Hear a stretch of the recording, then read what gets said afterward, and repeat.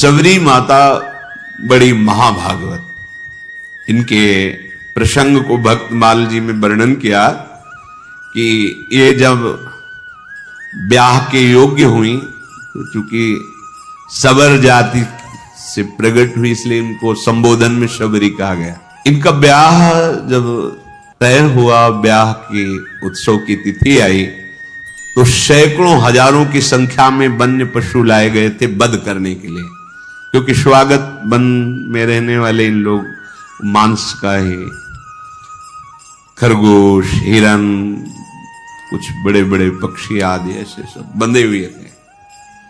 सबरी जी ने पूछा घर वालों से कि ये इनका वध करके इनके मांस से स्वागत करेंगे बारातियों का। बहुत रोना आया सबरी जी को। मेरे ब्याह के कारण हजारों पशुओं की, पक्षियों की हत्या होगी, मतलब मैं इसका कारण बनूंगी। शाम हुई, जब रात्रि हुई तो उन सब पशुओं को मुक्त कर दिया दुलार कर, जाओ, जीवन में मैं कभी ब्याह ही नहीं करूंगी। अगर मेरे ब्याह के समय इतने पशुओं की हत्या होगी, पक्षियों की, मैं जीवन में कभी ब्याह नहीं करूंगी। सब पशु पक्षियों को छोड़ दिया। जे ही उन पशु पक्षियों के बंधन काट रही थी वो रस्सियां, वो ऐसी कृपा दृष्टि से देख रहे थे मानो वो कह रहे थे तुम मेरा बंधन काट दिया तो जाओ, मैं तुम्हारा बंधन मुक्त करने के लिए भगवान से प्रार्थना करता हूं कि अब तुम्हें कोई कर्म बंधन, जन्म मृत्यु का बंधन न प्राप्त हो। तुमने हमारी रक्षा की, भगवान तुम्हारी सदा रक्षा करें, तुम्हारे कर्म बंधन कट जाएं क्योंकि हमारे बंधन काट दिए।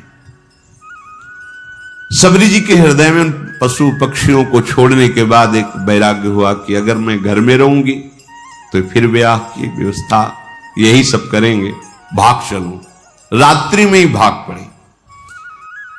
शबरी का महान पुण्य उदय हो गया, भाग निकली।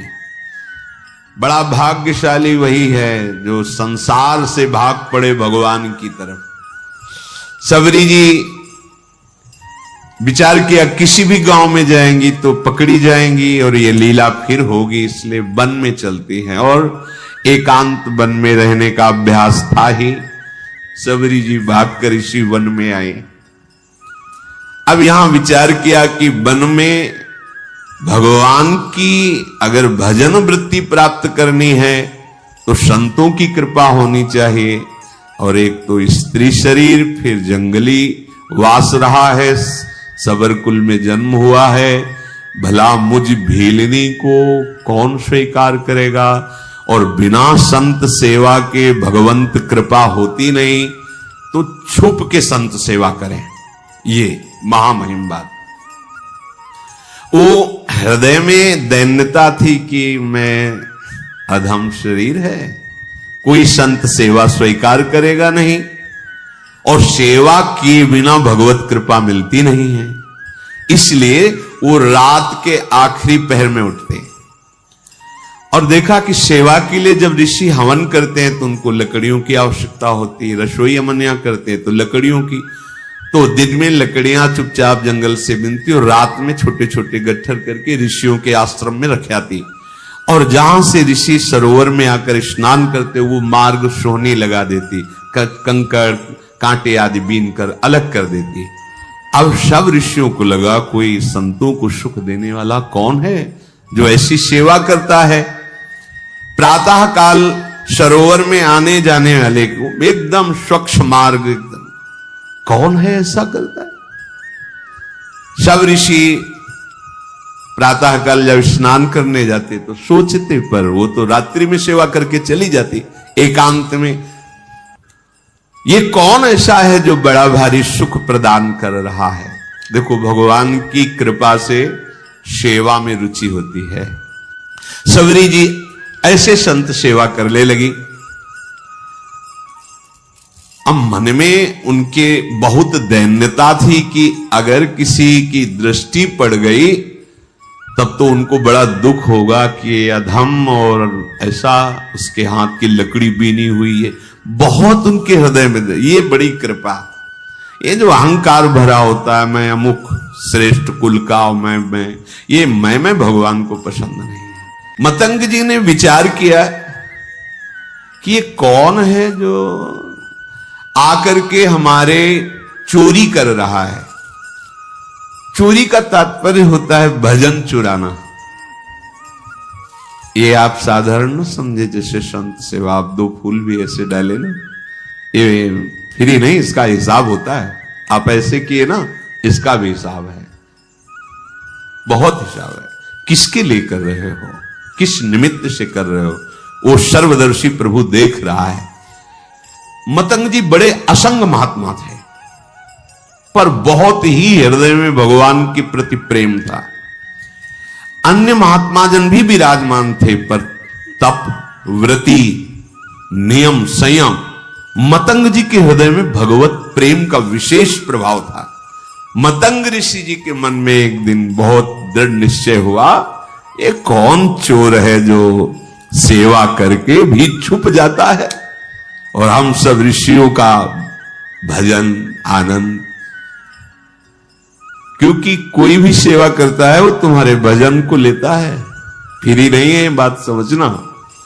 ऐसा ना समझो कि आप जो पहन रहे, खा रहे, पी रहे, देख रहे, सुन रहे, सारा हिसाब है, इसलिए विरक्त को रात दिन भजन करना है। हम जिसकी रोटी खाते हैं उसको भी भजन देते हैं, जो प्रणाम करता है उसको भी भजन देना है। और वैसे ही सबका सर्व मंगल करने का स्वरूप होता है संत महापुरुषों का। मतंग ऋषि बड़े ही मतंग थे प्रभु के अनुराग में, परम विरक्त, भक्ति रसानंद से परिपूर्ण। रोज अपने आश्रम में देखते कि दोना में फूल रखा हुआ है, लकड़ी, सेवा के लिए मार्ग पूरा साफ। ये कौन है रोज सेवा कर रहा है। अपने शिष्यों से कहा, सुन, रात भर जगो, रोज सेवा पहुंचाता। कौन है ऐसा जो चुपके से सेवा कर रहा है, एक बार दर्शन करना चाहते हैं।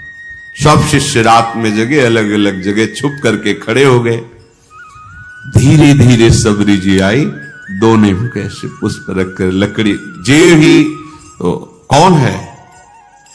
सबरी जी तो एकदम मानो सूख गए कि अब तो जान गए, अब सेवा छूट जाएगी। देखो किस बात का दुख है, अब सेवा छूट जाएगी। अब कोई भी ऋषि हमारी सेवा स्वीकार नहीं करेगा।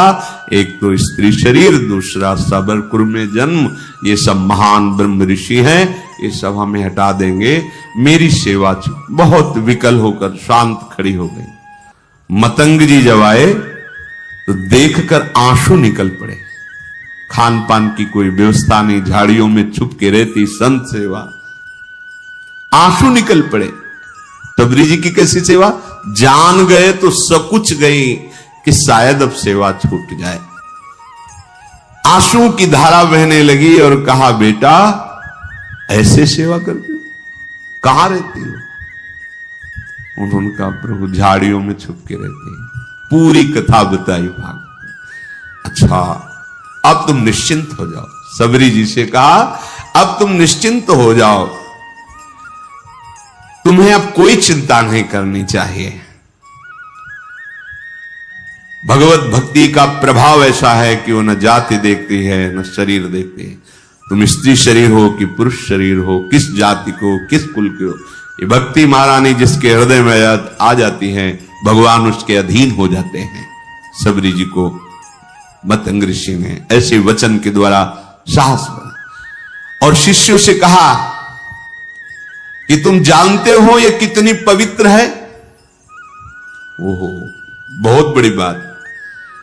भक्ति को प्रताप ऋषि जानत, निपटनी के केड़ू कोटि विप्रताई आपे वार डारिये।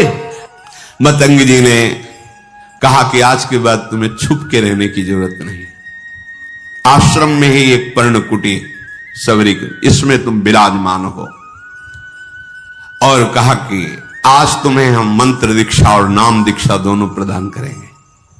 मांगा नहीं, सच्चे शिष्य को मांगने की जरूरत नहीं होती, अपने आप गुरु विधान कर देते हैं। देखो, वास करो इस कुटिया पे और तुम्हें आज मैं मंत्र दीक्षा और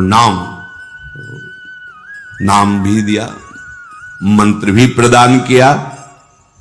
ये जब पूरे वन में बात फैली कि स्त्री जाति और ऐसा और मंत्र दे दिया, और पास में कुटिया में तो सब विरोध मतंग जी का करने लगे कि ऐसी जाति की ऐसे नहीं करना चाहिए, ब्रह्म ऋषि हो ऐसा वैसा। मतंग जी की वो अवहेलनात्मक बातें, निंदात्मक बातें कर मतंग जी की प्रसन्न हुए कि जिसको अपने ब्राह्मणत्व का अभिमान है, तपस्या का अभिमान है, जितेंद्रियता का अभिमान है, भगवान को अच्छा नहीं लगता है। ये करना चाहिए पर अभिमान नहीं करना चाहिए। दिनों दिन शबरी का अनुराग गुरुदेव के चरणों में बढ़ रहा, क्योंकि कोई ने आश्रय नहीं दिया, कहीं कोई आश्रय देने वाला नहीं, सब जगह दूर दूर। गुरुदेव ने नाम मंत्र तो गुरुदेव के चरणों में अपार प्रेम शबरी जी का। एक दिन आकाशवाणी हुई मतंग जी के लिए कि आपने जो शबरी को स्वीकार किया, इससे भगवान बहुत प्रसन्न हुए हैं। भगवान की प्रसन्नता का हेतु है कि अभी विमान आने वाला है और आप सीधे भगवान के धाम को जाएंगे। उसी समय विमान उतरा। मतंग ऋषि भगवान के धाम जाने को उत्सुक है, भगवान का साक्षात्कार होगा, भगवान के समीप रहने को मिलेगा। शबरी जी रो पड़ी, गुरुदेव आपकी सिवा तो इस वन में कोई मुझे नहीं चाहता, अगर आप चले गए तो भगवान हमारे तो प्राण ही चले गए। तो जो गुरुदेव ने बात कही बहुत जोर, गुरुदेव ने कहा आज तक मैंने तपस्या और मंत्र जाप, संयम नियम साधना, उन सब के प्रभाव से भगवान के धाम की प्राप्ति का अवसर आया, लेकिन वो स्वयं धामी चलकर तुम्हारे यहां आएगा और तुम्हें दर्शन देगा। तुम चिंता मत करो बेटा, हम तो जा रहे हैं चलकर भगवान के धाम, लेकिन स्वयं धामी आएगा और यहां तुम्हें दर्शन देगा, निश्चिंत होकर के रहो। गुरुजी विमान पर बैठकर परम धाम गए, पर गुरु का वियोग असहनीय। कोई बड़े भाग्यशाली होते हैं जिनको संत या गुरुदेव से प्रेम होता है। कौन प्रेम करता है? कोई गुरु प्रेमी बिरला ही कोई होता है, बिरला है। ऐसा गुरुदेव का वियोग कि अब जिया नहीं जा रहा। पर शबरी प्राण इसलिए नहीं त्याग रही कि गुरुदेव ने कहा है भगवान स्वयं आएंगे और दर्शन देंगे, बस इस आशा से जीवन रख रहे हैं। अब इतनी शिथिलता थी कि जो नित्य सेवा वो छोड़ नहीं सकते थे। वियोग में शिथिलता के कारण जब ऋषि स्नान करने जा रहे थे, उसी समय वो सोहनी लगा रही थी। तो जो ऋषि स्नान करने जा रहे थे, कोई सोहनी से छिटिक कर कंकड़ उनके चरणों में छू गया होगा, बहुत डांट। वैसे ही गुरु वियोग से दुखी थी। और ये बहुत बड़ा अपराध है, ये लोग जानते नहीं जो अहंकार में होते हैं, मैं तपस्वी हूं, मैं इस कुल का हूं, मैं उस कुल का। अरे सब मायाकृत है। सच्चिदानंद प्रभु की भक्ति जो कर रहा है उसकी चरण रज लो, चरणामृत लो। भगवान के अनुरागी जनों के प्रति ऐसा अनुराग, ऐसी भक्ति, ये बहुत धोखा हो जाता है, बहुत धोखा हो जाता है। ये ऐसा भारी अपराध है कि सिर्फ भक्त से ही क्षमा हो सकता है, भगवान भी क्षमा नहीं कर सकते। अब वो पुनः स्नान करने जे भी गए तो उसमें कीड़े पड़ गए सरोवर के जल में। शबरी जी को इतना धिक्कारा, तुझे दिखाई नहीं दे रहा, मैं आ रहा हूं, मुझे तेरे झाड़ू से कंकड़ छू गया। शबरी जी तो भाग पड़ी, एकांत में जाकर रोने लगी। वैसे ही गुरु वियोग से दुखी थी, इसीलिए विलंब हो गया था, नहीं तो रात में ही वो सोहनी लगाती थी। शबरी जी के हृदय को भारी दुख कि जो हमारे वचनों के द्वारा समझाते थे, जो हमें चरणों का आश्रय, वो तो अंतर ध्यान है। अब यही है, ये महात्माओं को दुख पहुंचा, क्या करूं, गुरु ने आज्ञा की, नहीं तो अभी शरीर को छोड़ देती। ओ ये दुख भारी अपराध हो गया। उनको क्या कहा, अभागी, और रुधिरवत रक्तवत हो गया जल, और कीड़े, दुर्गंध आने लगी जल से तत्काल। तो उन्होंने मन में सोचा कि शबरी के कंकण स्पर्श का प्रभाव देखो कितना, तो उसका प्रभाव कि जल भी अपवित्र होगा। जब बुद्धि उल्टी होती ना तो उल्टा ही चिंतन होता है। हृदय में शबरी जी गुरुदेव प्रदत्त नाम का मंत्र का जप कर रहे हैं। रोज तड़के उठकर मार्ग बुहारना और रोज पुष्प की पंखुड़ियां ऐसे पावड़े बिछाना, सुंदर निर्मल जल भर के रखना और सुंदर फल रखना कि गुरुदेव ने कहा भगवान आएंगे, पक्का भगवान आएंगे। रात दिन गुरुदेव प्रदत्त नाम मंत्र का चिंतन, गुरुदेव ने कहा है भगवान आएंगे, इसका दृढ़ विश्वास। अब क्या भगवान के स्वागत में तो जंगल में यही है फल। तो सुंदर सुंदर बेर के जो वृक्ष थे उनसे ऐसे बेर लेती, पहले चखती, चखने के बाद वहां मीठे है तो उस बेर तो झूठे तो हो ही गए ना। चखने के बाद हाथ थोड़ी प्रक्षालन, जंगल है ये थोड़ी क्या कहा कि हाथ में कमंडल धोना। ऐसा नहीं कि खा खा के बेर रखती थी, उस वृक्ष के मीठे है कि मेरे प्रभु को खट्टे न लगे तो ऐसे देखा, हाँ मीठे, फेंक दिए और नए फल लेकर के उनको ऐसे रखते। इसीलिए कहा गया है कि जूठे बेर। वैसे भी शास्त्रीय पद्धति में सबसे पहले भगवान को भोग लगा और प्रेम पद्धति में सबसे पहले अपने को पाना है। आप पहले पाले तो भोग लगाने लायक नहीं, लेकिन ये प्रेम है, उल्टा मार्ग है। यहां ये ज्ञान हमें नहीं था। ऐसा हो ही नहीं सकता कि प्रभु के लिए थाल सजा रहे पहले उससे ले, ऐसा कैसे? कोई पूछता तो उत्तर नहीं। ये तो इसी प्रेम नगरी का एक है, जिसके भी हृदय में जहां भी प्रेम, ये प्रेम का प्रभाव और स्वभाव है। मानसी गंगा में दंडोती परिक्रमा जब गुरुदेव के साथ लग रही थी गिरिराज महाराज की, तो मानसी गंगा में तो वहां एक सहतूत बेच रहा था। सहतूत में से तो श्री जी को भोग लगाने के लिए प्रक्षालन किया, बीन बीन के सही रखे। महाराज जी ने कहा थोड़े लो और पाओ, बताओ कैसे। हमको महाराज जी पहले श्री जी को भोग। बोले हमारे यहां पहले श्री जी नहीं, पहले तुम पा के बताओ कैसे, खट्टे अधिक खट्टे तो नहीं। और देख लो महाराज। बोले जब हम कह रहे थे तुम पावला, हिम्मत नहीं पड़ रही थी कि श्री जी के पवा के बिना के पाया। कहा मीठे। बोले जाओ हाथ धो, आचमन करो, अब भोग लगाओ। उस दिन से समझ में आया कि हमारी लाडली जी को पहले हम चखेंगे फिर भोग लगाएंगे कि वो ठीक है कि नहीं है। तो शबरी जी भी ऐसे, ये बेर पेड़ का कहीं खट्टा तो नहीं है, बाकट तो नहीं है, तो उससे पहले चखती और फिर वो बेर दोने में लेके फिर प्रभु के रोज और रोज बस पावड़े बिछाए, फल रखे और बैठ गई। सुबह से शाम प्रभु आएंगे। गुरुदेव ने कहा प्रभु बहुत दिन बीत गए पर अश्रद्धा नहीं हुई गुरु वाक्य पे। नहीं, गुरुदेव ने कहा प्रभु आएंगे। मार्ग में जाए रहे लोचन बिछाए को, नेत्र लगाए। गुरुदेव ने कहा है भगवान ऐसे ही बहुत दिन बीते मग जोहत, तो आ गए औचक सो मिटे सब सो गए। दूर से देखो भगवान आ रहे हैं, छुप गई। अभी तक तो इंतजार कर रही थी, जब देखा भगवान आ रहे तो छुप गई।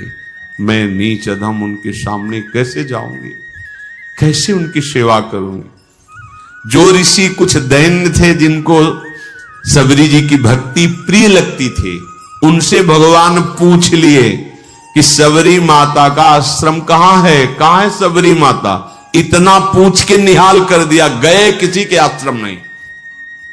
और जिनको अहंकार था तो वो सोच रहे थे, सुना तो था ही भगवान वनवास में आ रहे, तो उनको था कि भगवान आएंगे, हमारी दंडवत करेंगे, फिर आसन में हम उनको बैठाल कर स्तुति संस्कृत से करेंगे। वो बैठे ही रहे घर में।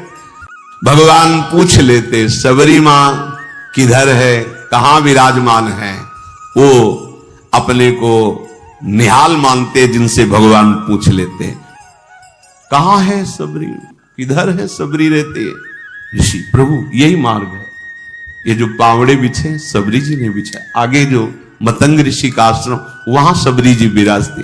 तो भगवान कहते जैसे सबरी जी के लिए एक पल समय करोड़ों कल्प के समान व्यतीत हो रहा है, ऐसे राम जी के लिए किधर है। मैं अपने कब भर नेत्र सबरी जी के दर्शन करूं। उधर सबरी जी जो सो वही भगवान सो। मतंग ऋषि के आश्रम में आए और जो शिष्य जन खड़े थे, कहां है सबरी जी, कहां भाग्यवान सबरी जी, मेरे नेत्र तरस रहे उनके दर्शन के लिए। सबरी जी ने जब ये वचन सुने तो जो हृदय में संकोच था दूर हुआ, आके साष्टांग दंडवत सबरी जी ने की, प्रणाम कर रहे, दौड़ पड़े। रघुनाथ जी ने जैसे माता को हृदय से लगाया जाता है, ऐसे सबरी मां को अपने नेत्रों से, अश्रु से सबरी को, हमारे भगवान का स्वभाव जो जान गया, भगवान शिव कहते हैं उमा राम स्वभाव जेहि जाना, ताय भजन तज भावना। करुणा समुद्र है ये, आप खुद भजन करोगे तब आपको पता चले। आपका हृदय जब थोड़ा सा भी प्रभु से अपनापन करेगा तो आप खुद समझ पाओगे प्रभु के सिवा कोई ऐसा प्यार करने वाला त्रिभुवन में नहीं है। भगवान ने सबरी जी का हाथ पकड़कर अपने समीप बैठा ला। ये प्यार, वो ऋषि कंकड़ छू गया तो कितना कड़ुआ बोल रहे, ए नीच जात, ये ऐसा। भगवान हृदय से लगाकर आंसुओं से अभिषिक्त करके अपने समीप सबरी जी को बैठा ला। सबरी जी को स्मरण आया कि जो प्रातः ही फल रखे थे प्रभु के लिए, दौड़ के गई, फल लाई।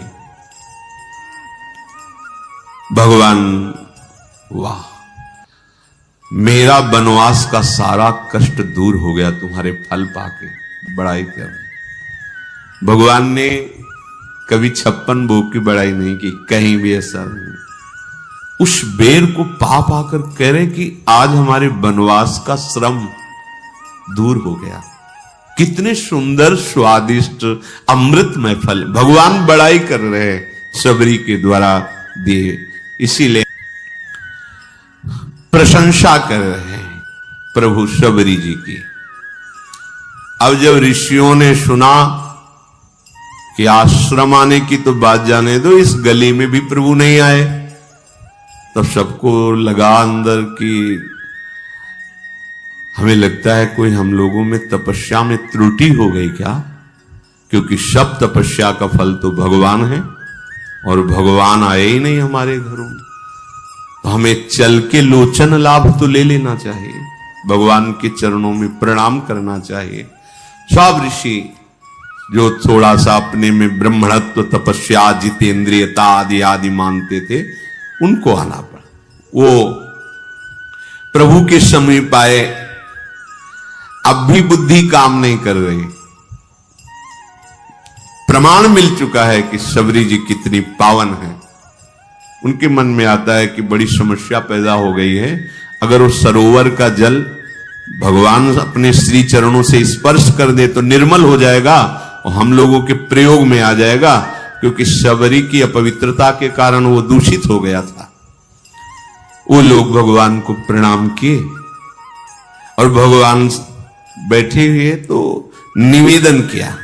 वो सब ऋषि लोग अभिमान त्याग कर भगवान के पास आए और भगवान से कहा कि प्रभु, इस सरोवर का जल जो है नीच जनों के द्वारा छूने से कीड़े पड़ गए, अपवित्र हो गया, तो हम ब्रह्म ऋषियों की सेवा में नहीं, आप अपने श्री चरण। तो भगवान ने कहा, नहीं, हम तो आप ऋषियों के चरण सेवक हैं, आप देखो अपना चरणामृत डाल करके, क्योंकि आप तपस्वी जितेंद्री ब्रह्म ऋषि हैं, हम तो आपके सेवक हैं, आप डाल के देखो। उनको लगा कि एक बार भगवान कह रहे थे, डाले जाके तो और दुर्गंध पैदा हो गई। आए, बोले प्रभु ठीक तो हुआ नहीं। तो बोले हमारे चरण से तो ठीक होगा ही नहीं। तो कहा, नहीं प्रभु, आपके चरणों का प्रताप तो है ही है, क्योंकि शिला छू गई तो अहिल्या के रूप में प्रकट हो गई, तो पानी तो बोले सही मानो, अगर हम चरण रख देंगे तो और बड़े बड़े कीड़े हो जाएंगे। अगर उसे स्वच्छ करना चाहते हो तो तुम सबरी के चरणामृत उतारो तो फिर डालो जाके। अब भगवान का आदेश, बड़े बड़े ब्रह्म ऋषि सब बोले, केवल एकमात्र सबरी जी के चरण स्पर्श किए हुए जल से ही वो पवित्र हो सकता है, दूसरा कोई उपाय नहीं, क्योंकि तुम सबसे भयानक अपराध बनाए, स्त्री जान करके, नीच कुल की जान करके उनको तुम धिक्कारा है, तुम उनको ऐसी भावना से, ये अपराध तुम्हारे सारे तप को, सारे प्रभाव को नष्ट कर दिया। अगर तुम कहीं अपने जीवन को कृतकृत्य करना चाहते हो, सरोवर के जल और हृदय को स्वच्छ करना चाहते हो, तो सबरी जी का चरणामृत ही काम करेगा, दूसरा कुछ नहीं। अब भगवान की आज्ञा, ईश आज्ञा तो सबको शिरोधार्य है।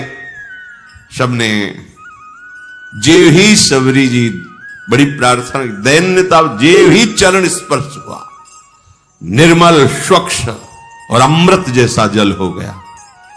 तब भगवान ने शबरी जी की स्तुति की, जो नौधा भक्ति पीछे गाई गई थी, वो भगवान शबरी जी को नहीं सुना रहे, उन्हीं ऋषियों को बता रहे कि ये पूरी की पूरी भक्ति हमारी माता शबरी जी में विराजमान है।